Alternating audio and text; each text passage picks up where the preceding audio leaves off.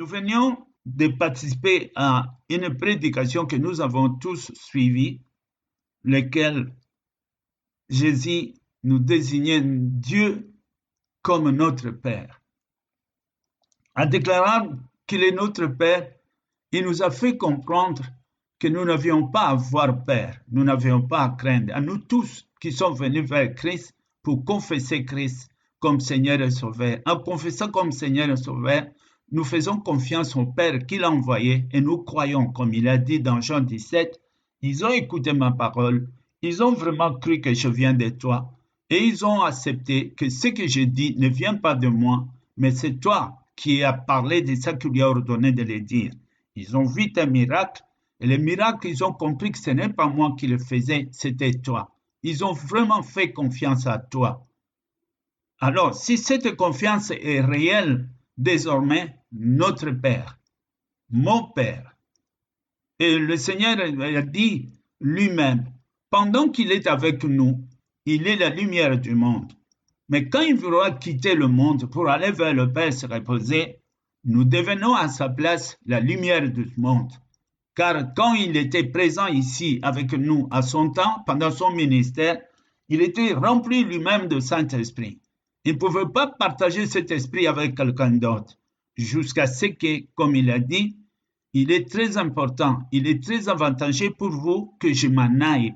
Quand je me serai allé, c'est comme ça que je peux vous donner de mon esprit et je vais le répandre dans l'humanité tout entière. À tous ceux qui viendront vers moi, obtiendront ces dons de l'esprit. Cette parole était d'abord prophétie. Aujourd'hui, nous ne sommes plus à la prophétie, nous sommes dans son accomplissement. Et c'est ainsi que tu es, toi et moi, dans une nouvelle identité, dans cette nouvelle position. Un jour, Jésus, il avait une grande foule. Une grande foule tellement qu'ils sont venus pour écouter la parole et ils ont passé toute la journée avec Jésus, oubliant même quand est-ce qu'ils vont manger, comment ils vont faire à donner à manger aux enfants, tellement que la soif de la parole, la soif de la vérité, les saisissait.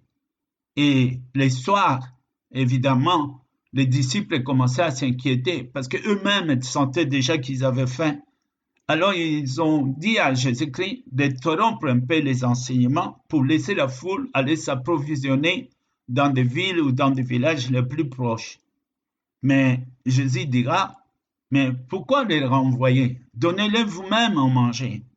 Mais il est difficile de donner une nourriture de pain à des personnes comme ça quand à ce moment-là, tu n'as pas encore compris ce qu'est le Père et ce qu'est le Fils vers le Père et le lien qui est entre le Père et le Fils. Comme il se voyait loin des créatures, tout simplement que Dieu invisible, était le Dieu invisible, donc Dieu inconnu, dans cette situation-là, aucun miracle n'était possible. Donc, Jésus devait intervenir en tant que Fils de Dieu. En tant que Fils de Dieu, il ne partageait pas l'impression de ce que disaient les disciples, leur façon de voir les choses. Ils parlaient de Dieu parce que leur père a parlé de Dieu. Ça fait toute l'histoire. Depuis le commencement, on parlait de Dieu, de Dieu, de Dieu. Dieu restait un Dieu inconnu, un Dieu imaginaire, un Dieu dont chacun essayait de se façonner, d'essayer d'avoir une certaine image. C'est pourquoi beaucoup sont allés tailler des pierres, des images du bois pour dire voici Dieu. Ils étaient là. Mais Jésus, lui, en tant que fils, voyait un autre Dieu, le Dieu véritable. Et c'est là où nous sommes invités. Dans le livre de Jean 11, au verset 42, Jésus, regarde ce qu'il dit. Il dira au Père devant tout le monde, devant les 5000, devant les 7000, et encore un peu partout là où il partait. Il dit au Père, pour moi, Jean 11, verset 42, pour moi, je savais que tu m'exauces toujours. Mais j'ai parlé à cause de la foule qui m'entoure, afin qu'ils croient que c'est toi qui m'as envoyé. Il a dit ça avant que les pains se multiplient. Il a dit ça avant que les poissons se multiplient. Il dit au Père, ce n'est pas pour moi, mais je le fais pour eux. Comme ils m'écoutent et me regardent, à cause de leur incrédulité, pour que s'ajoute un miracle sur ce que je leur ai dit, c'est à cause de l'heure que je le fais. Et il a fait pour ça. Il a fait vraiment à cause de la foule. Il a fait vraiment à cause de l'incrédulité de la foule. Si eux tous savaient ce que signifiait être fils de Dieu, ils ne l'auraient pas fait. Mais puisqu'ils ne savaient pas, c'était nécessaire. C'était nécessaire aussi de répéter ces phrases avant ces miracles. Et alors, il a rendu grâce à Dieu et le pain s'est multiplié et le poisson s'est multiplié au point où toute la foule a reçu sa part, chacun a mangé jusqu'à sa faim et enfin, ce qui est resté, on a rassemblé tout pour faire 12 paniers alors qu'au départ, il n'y avait que quelques poissons et quelques pains. Regarde un peu les choses que Dieu nous dit. Mais ce n'est pas le miracle qui nous intéresse à ce moment. Ce n'est pas cela qui t'intéresse. Ce qui va t'intéresser, toi et moi, ce soir, c'est ce que Jésus a dit de nous et qui est caché et qui est difficile à remonter dans notre intelligence, dans notre esprit, pour accepter le titre que nous donne Dieu. Jésus dit, pour moi, je savais que tu m'exauces toujours. Peut-on répéter cela devant notre Dieu? Est-ce que tu peux dire à ton Père, Père, je sais que pour moi, tu m'exauces toujours. D'où vient le mot toujours? À force de répétition, à force de voir ça tous les jours, à force de voir ça à toute évocation. Ça veut dire aussi, à force de croire et d'accepter le titre que Dieu t'a donné et de le voir toujours comme Père, de l'avoir connu toujours comme Père, de l'avoir accepté comme Père et de continuer à le croire et de continuer à prier vers lui comme si un fils et une fille qui parlent à son Père. C'est à cause de cela. Justement à cause de cela. En fait, c'est le but final de la pensée de Dieu. De loin où nous avons été comme créatures, ensuite comme des pécheurs, et ensuite des élus de Dieu pour venir à la repentance, pour l'accepter, pour confesser, pour obtenir le baptême, pour obtenir le pardon, ensuite d'être réconciliés avec le Père, recevoir le don de l'Esprit et faire de nous ce que nous sommes, être remplis par sa puissance. Finalement vient la sagesse. La sagesse, il nous ouvre les yeux pour contempler d'abord la gloire de Christ et de comprendre les Écritures. Après avoir compris toutes ces Écritures, les Écritures maintenant font son effet. Maintenant, comme il nous a ouvert l'esprit, les yeux, pour contempler sa gloire, tout cela nous voyons. Et cela, les yeux étant ouverts, nous ne voyons pas seulement la gloire de Dieu. La gloire de Dieu reflète chez nous-mêmes comme un écho qui nous revient et nous fait comprendre que nous ne sommes pas n'importe qui, quand il est écrit à tous ceux qui l'ont reçu, il a donné ainsi le pouvoir de devenir enfants qui ne sont pas nés de père et de la chair comme la première naissance, mais cette fois-ci naître de l'esprit. Ces choses autrefois mystères, ces choses autrefois des paraboles. Mais aujourd'hui, il n'y a plus de mystère, il n'y a plus de paraboles, tout est mis à nu. L'identité que Dieu nous donne, je l'accepte. Et maintenant, je la pratique. Je viens donc devant mon Père. Est-ce que je peux dire, moi aussi, je sais, Père, que tu m'exauces toujours, toujours. Mais si cela ne se fait pas, c'est parce que nous ne sommes pas toujours dans cette position dont il nous demande. On n'est pas toujours là. Aujourd'hui, nous pensons à cela, nous disons, oui, c'est mon Père. Et après, nous oublions et nous croyons que nous sommes éloignés. Nous nous jugeons nous-mêmes, nous nous condamnons, nous nous éloignons, nous-mêmes nous nous positionnons alors que Dieu n'a encore rien dit. Dieu n'a pas jugé. Dieu nous dit seulement, regarde ce qui est ça, mauvais, ça c'est bon, et il a arrêté. Tout, c'est nous. C'est nous qui faisons mal, c'est nous qui décidons de nous éloigner, c'est nous qui nous considérons comme des maudits, nous nous considérons comme ces gens indignes pour approcher Dieu, et cela ne vient pas de Dieu. Il est dit quelque part dans le livre de Galates, mais vous couriez si bien, tu as bien commencé, je t'aimais, j'appréciais, je te voyais venir, je te voyais grandir, et j'étais dans la joie. Mais qui t'a dit de t'arrêter? Qui? Pendant que tu cherchais, oh, je croyais peut-être toi, il dit, ne dis surtout pas que c'est moi. Ce n'est pas moi. Cherche de ton côté. Cherche cela. De ton côté, tu verras. Et le Seigneur a dit cela. Et il nous a tout dit. Il n'y a plus rien à cacher. D'abord, nous sommes venus comme en l'appelant toujours Seigneur, Seigneur, Seigneur. Il n'a pas refusé. Un jour, il a dit, vous n'êtes plus mes serviteurs, je vous appelle, vous êtes mes amis. Pourquoi? Parce que je vous ai tout dit. Il n'y a plus de secret entre moi et vous, entre vous et le Père. Ce qu'il m'a donné, moi je vous ai expliqué ça. Mais qui a accepté? Qui a pris cette vérité comme base de sa vie?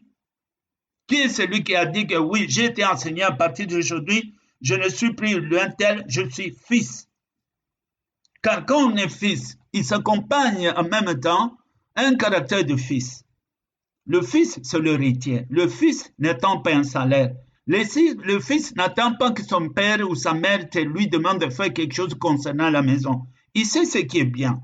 Il sait ce que le père devait faire et que si le père ne le fait pas, il peut le faire. Il sait ce que sa mère pouvait faire et que si elle n'a pas fait, moi je fais. Je n'attendrai pas que Dieu dise pourquoi. Je suis l'héritier. Hey, ce qui est à mon père est à moi. Personne ne peut me juger. Ce ne serait pas un étranger qui viendrait me dire, mais pourquoi tu fais ça? Est-ce que sais-tu, connais-tu la relation entre moi et mon père avant de me poser cette question? On peut te dire, mais pourquoi tu parles de Dieu? Mais c'est mon père, mon frère. C'est mon père. Et aussi ton père. Si tu l'ignores, moi je le sais. Pour toi, ton temps n'est pas venu. Mais pour moi, le temps est déjà là. Et je dois vivre cette affiliation. Je dois vivre cette appartenance. Je dois vivre maintenant dans ma nouvelle identité. Le temps est là maintenant pour moi. Et je ferai exactement tel que le Père m'a demandé. Et le Seigneur dira, quand il a vu que toutes ces choses étaient accomplies, à Jean 12, au verset 27, il va dire, maintenant mon âme est troublée. Et que dirai-je encore? Père, délivre-moi de cette heure.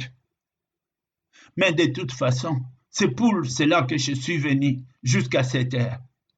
Le moment était venu, donc il était partagé. Une grande joie de voir que tout ce qui devait être sauvé sont sauvés.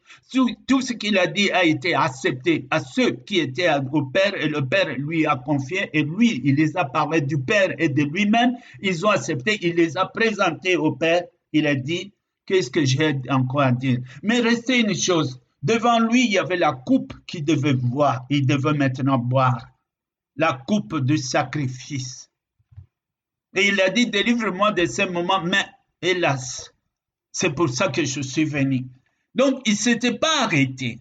Il est allé jusqu'au bout. Jusqu'au bout. Que dirons-nous de ces choses-là? Sommes-nous prêts pour aller jusqu'au bout de la foi? Sommes-nous prêts de faire exactement comme Christ l'a dit, en sachant qu'on ne peut pas mélanger la vie du monde et la vie céleste? On ne peut pas mélanger le céleste et le terrestre. On ne peut pas mélanger la lumière et le ténèbre, la mort et la vie. On ne peut pas mélanger la malédiction et la bénédiction. On ne peut pas faire ces choses-là. Est-ce que sommes-nous après? Et ne te précipite pas d'accueillir le fruit. Écoutez, même si c'est ton arbre, tu as planté ton arbre, mais il y a une saison pour chaque plante, chaque fruit donne le fruit à sa saison. Ne dis pas que voilà, c'est moi qui ai planté, tu vas à tout moment. Non, attends la saison. À la saison, c'est Dieu qui te détermine quand. Tout est à toi, tout est à nous. Mais le temps, c'est Dieu. Le moment, c'est Dieu. Quand, c'est Dieu. À qui, c'est Dieu. Toutes ces choses, c'est Dieu qui les fait. Et la foi. La foi, c'est croire, pas à une partie des paroles. Ne picole pas la parole de Dieu pour dire ici je suis d'accord, ici je ne suis pas d'accord, ici je suis d'accord, ici je ne suis pas d'accord. En faisant cela, tu comprends mal la parole de Dieu. La parole de Dieu est une personne. On ne sait pas départager un homme. On ne peut pas découper Christ à côté, démembrer pour dire je suis d'accord avec le bras gauche, mais je n'aime pas le bras gauche. Je ne suis pas d'accord avec ses orteils, j'accepte les orteils de pied gauche. Tu ne peux pas faire ça. Ça ne se fait pas. Si nous l'avons dit, oui, mais il est tout entier, car toute la parole de Dieu est une seule parole. Il n'y en a pas deux. Si tu acceptes une parole, tu acceptes toute la parole. Et tu mettras toute la parole en Dieu parce que c'est une parole vivante, elle est une personne. Au commencement était la parole. La parole était avec Dieu et la parole était Dieu. Et cette parole est devenue chère et nous a visités. Il est question donc de cette parole. Le Seigneur va dire oui, il va dire oui, je vous dis ces choses à présent. Jean 13 et 19. Dès à présent, je vous l'ai dit, avant que la chose arrive, afin que lorsqu'elle arrivera, que vous croyiez ce que je suis. Je vous dis cela quand viendra le temps de la réalisation de tout ce que je suis en train de vous dire et vous aidera à découvrir mon identité. C'est qu'il a dit à Pierre, qui dites-vous que je suis? C'est ça. Tu es le Fils de Dieu vivant. Ce n'est pas toi, Pierre, qui a dit ça, mais c'est l'Esprit de mon Père qui t'a fait dire cela. Et sur cette déclaration, voici le fondement de mon Église. C'est cette déclaration, sur cette confession que je bâtirai mon Église. Et les portes de l'enfer ne prévaudront pas. Voilà ce qui ça a été. Et c'est ce que tu as été enseigné à confesser. Et c'est ce que tu as confessé. Et c'est ces paroles qui étaient dites avant que les choses arrivent, doivent s'accomplir. Elles sont déjà dans son accomplissement. Ce que tu attends maintenant, c'est la poursuite, c'est la suite, après un temps, et un autre temps. Voilà, ce qui doit arriver, arrive. Et le Seigneur, il a dit, et comme il a répondu dans Jean 14 au verset 9, mais Jésus lui dit, il y a si longtemps que je suis avec vous. Et tu ne m'as pas connu, Philippe. Celui qui m'a vu a vu le Père. Comment tu dis encore, montre-nous le Père? Ne crois-tu pas que je suis dans le Père et que le Père est en moi? Et les paroles que je vous dis, je ne les dis pas de moi-même. Le Père qui demeure en moi, c'est lui qui les a faites. Comprenez-vous le sens? Maintenant, nos oreilles à nous sont les oreilles de la foule ou sommes-nous les oreilles des fils et des enfants? Est-ce que nous avons les oreilles des fidèles qui acceptent, qui croient? Continuons-nous à croire ou nous ferons la part des choses? Ou nous cherchons maintenant à interpréter la parole en dehors de la véritable interprétation telle que Dieu nous l'a dite? N'oublie pas, il te sera fait selon ce que tu dis que cela est. Il t'arrivera, c'est à quoi tu dis. Et ce que tu diras, c'est par rapport à ce que tu as entendu. Et si par rapport à ce que tu as entendu est conforme à Dieu et que tu l'acceptes comme une parole venant de Dieu, il t'arrivera exactement selon les promesses que Dieu a faites. Car tout ce que nous vivons en nous, c'est le reflet de la parole. C'est l'écho de la parole de Dieu. Elle ne peut pas être différente. Elle n'est que la réplique même de la réplique, une doublure de la parole de Dieu, à la différence qu'elle n'est plus parole, elle est vie.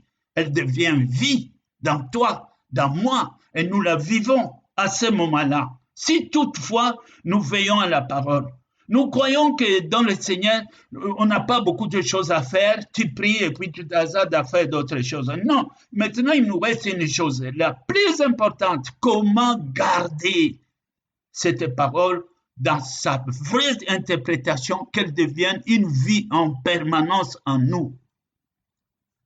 Parce que si nous pouvons garder cela, si toi tu dis que je garde cela, je garde l'identité que mon Père m'a donnée, tu sais ce qui va arriver.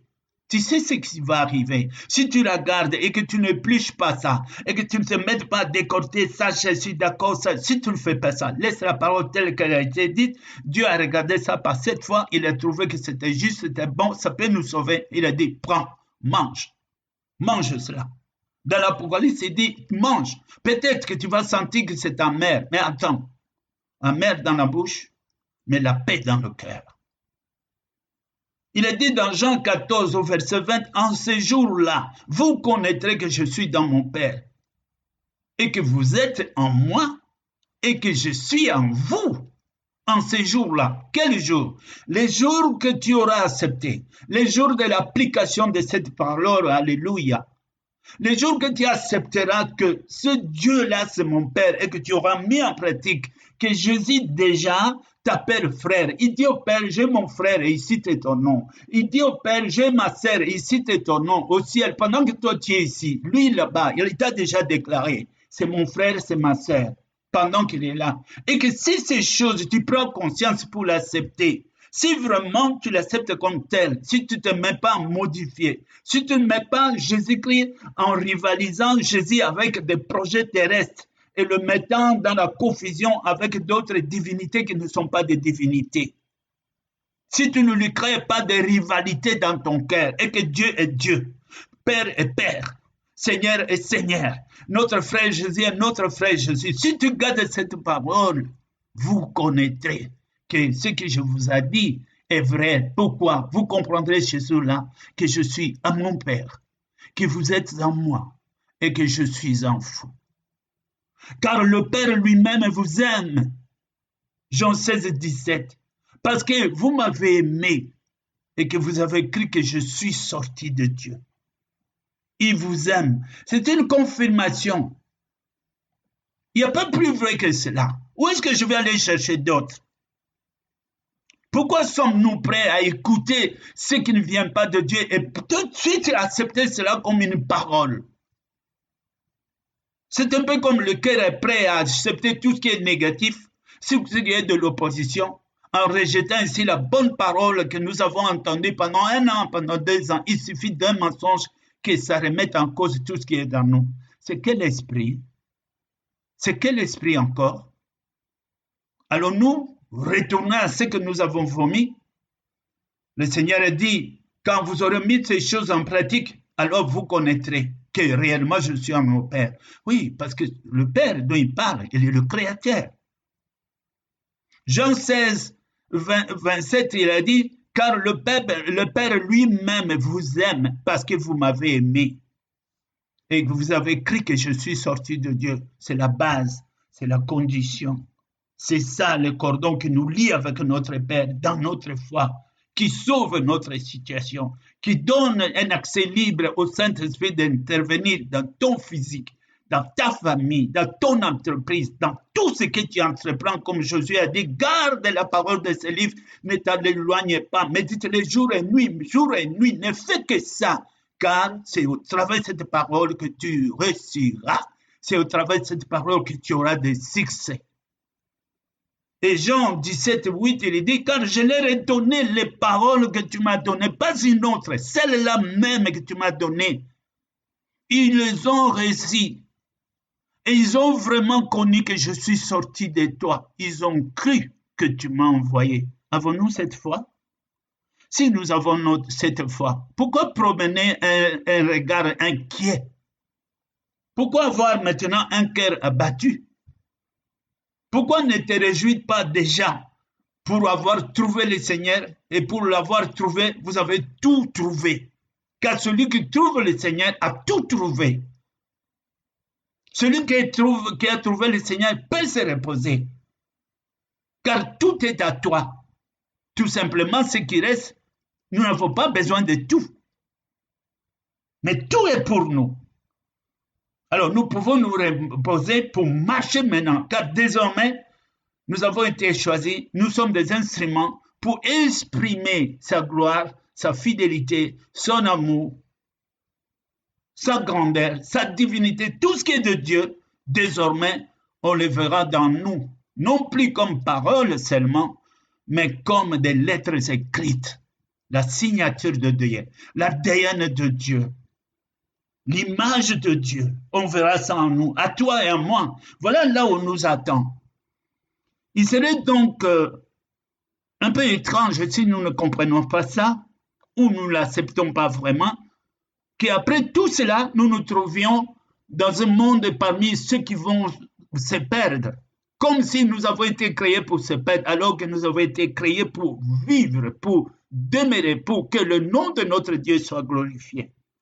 Prenons conscience de cela. Prenons conscience, mes bien-aimés. Tout cela se passe dans nos cœurs.